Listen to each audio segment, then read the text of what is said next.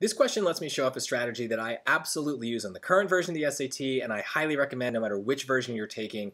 Basically, it's like a dumb summary, but when you're reading, feel free to skip over a lot of the sciencey stuff, or in the old-timey passages, a lot of the weirder kind of phrases that they're using.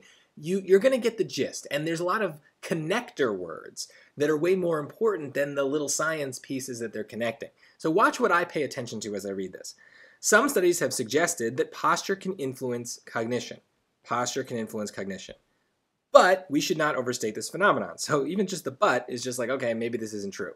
Okay, a case in point, in a 2014 study, Megan O'Brien and Al Ahmed had subjects stand or sit while making risky simulated economic decisions. So you can hear it. This is where I'm starting to skim.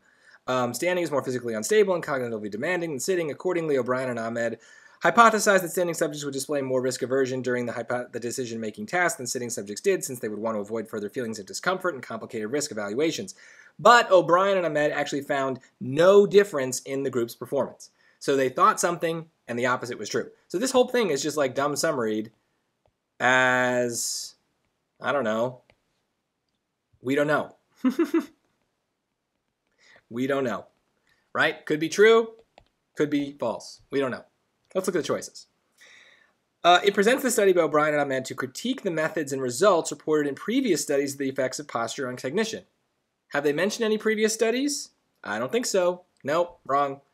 It argues that research findings about the effects of posture on cognition are often misunderstood, as in the case of O'Brien and Ahmed's study. Okay, so there's one word in here that really scares me.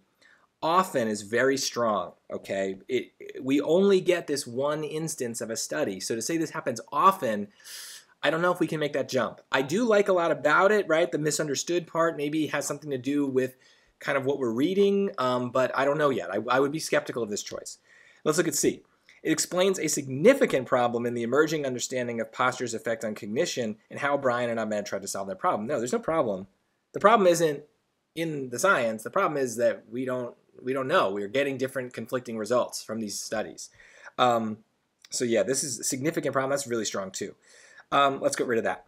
D, it discusses the study by O'Brien and Ahmed to illustrate why caution is needed when making claims about the effects of posture on cognition. Okay, look at this. This is awesome. This is awesome. Actually, let's highlight. Let's compare the two phrases. Often misunderstood, caution is needed. That right there is the whole question, and pretty much like the whole reading strategy boiled down to these two choices. They're very similar. They both basically say the same kind of thing, right? That we are getting these conclusions from these studies, but sometimes it seems like those conclusions are wrong. We can't, we don't know yet enough about this posture thing. But if you compare just those two choices and really look at those phrases, you can see that one is very, very strong and another is much weaker, much safer, right? Often misunderstood implies that something is happening a lot, and it's very negative, misunderstood, whereas D is a little bit safer, right? Caution is needed, right? We don't get into the time. We don't know how often we need to exercise caution, right? It's just, be cautious, right? Take it easy. Take one step at a time, right? Often misunderstood absolutely is going further. And the weaker choice is the better choice. D is the answer here. This strategy is 100% on the current version of the SAT, and I'm glad it's going to be on the new version because it's an important skill in life, is being able to tell when someone is exaggerating, okay? Choice B is a lie. It's an exaggeration. We don't have evidence of that strong of a conclusion. So very often, if you find yourself between two answer choices, go with the weaker choice. It's sometimes hard to figure out which one is weaker, but you probably have some sort of feeling about it.